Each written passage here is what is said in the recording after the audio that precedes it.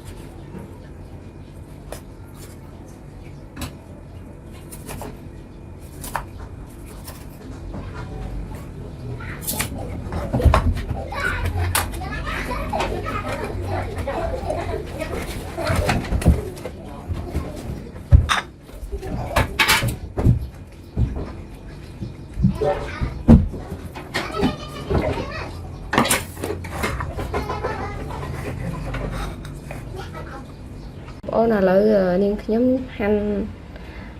ដើមខាត់ណារួចហើយតែនាងខ្ញុំអត់បានថតវីដេអូហាន់ទេព្រោះនាងខ្ញុំដឹងថាបងប្អូននឹងអាចធ្វើបានហើយគ្រាន់តែហាន់បន្លែនេះយើងហាន់វាជាចំណិតស្ដើងមកហើយនេះស្លឹកវានាងខ្ញុំអត់ហាន់ទេដោយសារខ្ញុំទុកស្រស់ទាំងដើមហើយគល់ឆ្មានេះនាងខ្ញុំបានហាន់រួចរាល់ដែរហើយខ្ទឹមក៏យើងបានបករួចរាល់ដែរអញ្ចឹងបន្តិចទៀតនេះនាងខ្ញុំនឹងចាប់ផ្ដើមធ្វើសាច់គោនេះមុនដំបូងហើយបន្តមកនាងខ្ញុំនឹងចាប់ផ្ដើមដាក់ដាំទឹកនេះនាងខ្ញុំដាក់ដាំទឹកស្រុះបន្លែយើងហ្នឹងអញ្ចឹងបន្តទៀតនេះយើងនឹងចាប់ផ្ដើមធ្វើគ្រឿងសាច់របស់យើងសិនបងប្អូនឥឡូវយើងចាប់ដើមយកក្រូចឆ្មាច្របាច់ហ្នឹងច្របាច់អស់2ហើយ2ចំណិតហើយឥឡូវយើងហើយ3ចំណិតហ្នឹង3ចំណិត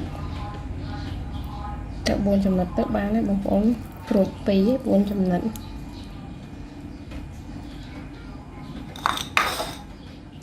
ចាំបងប្អូននេះកូរច្របល់វាទៅនេះបងប្អូនច្របាច់ឲ្យវាអស់ឈាមទៅ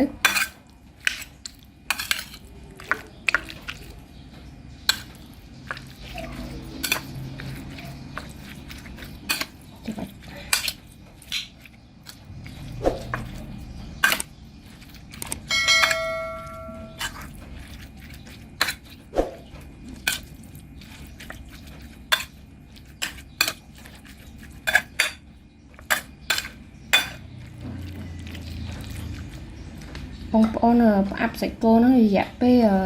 10 នាទីអីសិនណាបងប្អូនហើយនេះបងប្អូនច្បាច់យកឈាមវាចេញក៏បានដែរបើបងប្អូនអត់ចេះញ៉ាំឆាយទេបងប្អូនយកស្រុះបន្តិចទៅតែសម្រាប់ខ្ញុំធ្វើឆាយអញ្ចឹងយើងចាប់ផ្ដើមទៅធ្វើទឹកជ្រលក់ទាំងអស់គ្នាឥឡូវទឹកនាងខ្ញុំបានដាំពុះហើយបងប្អូនអញ្ចឹងយើងចាប់ផ្ដើមស្រុះបន្លែយើងស្រុះតាមផ្លែទៅ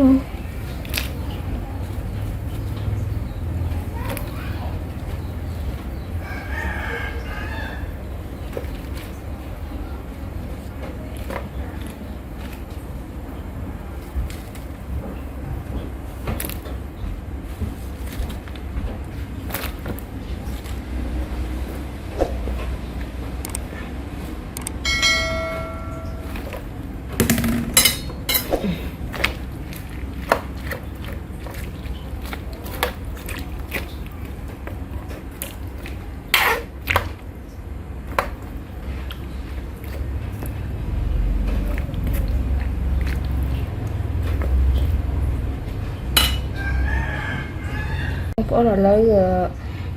ខាត់ណានេះនាងខ្ញុំស្រុះមួយសន្ទុះដែរហើយនៅអញ្ចឹងខ្ញុំចាប់ផ្ដើមស្រង់ដាក់ធន់ណា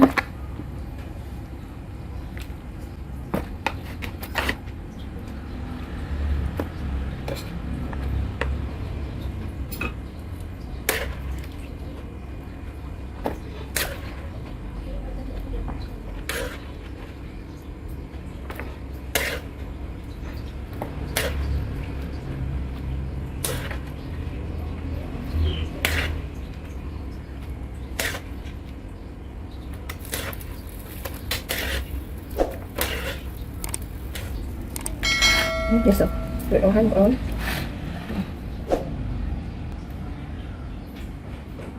ចូលហើយខ្ញុំព្រាមចាប់ប្រាំដាក់តកកទៅឲ្យបន្លែយើងស្រួយស្រស់វាមិនសន្ទុះទៅដាក់ឲ្យវាត្រជាក់មួយសន្ទុះសិនទៅបងប្អូនយើងបុកទឹកជ្រលក់វា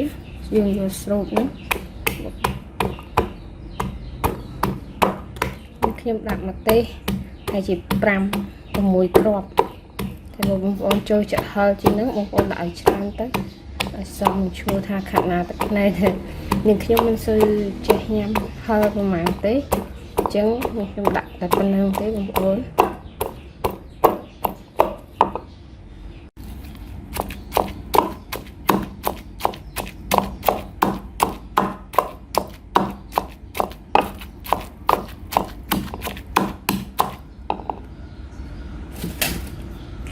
គ្រឿងឥឡូវខ្ទឹមហើយនឹងម្ទេសយើងបានបុកម៉ត់ដែរហើយខ្ញុំនឹងដាក់គ្រឿងផ្សំមានដូចជាទឹកក្រូចឆ្មាទឹកត្រីស្កប៊ីចេងដាក់បន្តិចទៅបើបងប្អូនមិនចូលចិត្តទេមិនចាំដាក់ទេ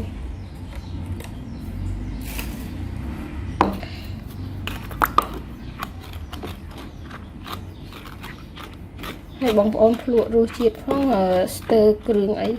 បងប្អូនដាក់ថែមទៅ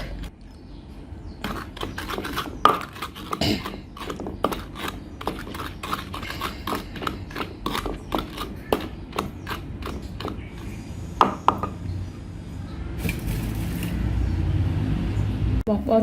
ខណៈទឹកភ្នែកនេះខ្ញុំក៏បានចិត្តរួចរាល់ហើយដែរដោយសារអានេះសាច់គោដែលយើងច្បាច់ជាមួយក្រូចឆ្មាហ្នឹងតែបងប្អូនត្រូវច្បាច់យកឈាមចេញខ្លះទៅតែបងប្អូនមិនចង់ទេតើបងប្អូនខណៈទឹកភ្នែកយើងក៏បានចិត្តរួចរាល់ហើយដែរហើយសាច់នេះនាងខ្ញុំបានរៀបបន្លែហើយនឹងសាច់គោពីលើហើយអញ្ចឹងយើងចាប់ផ្ដើមស្រូបទឹកជ្រលក់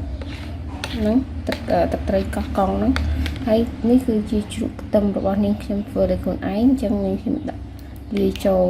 ទៅបើបងប្អូនអត់មានទេក៏មិនអីដែរ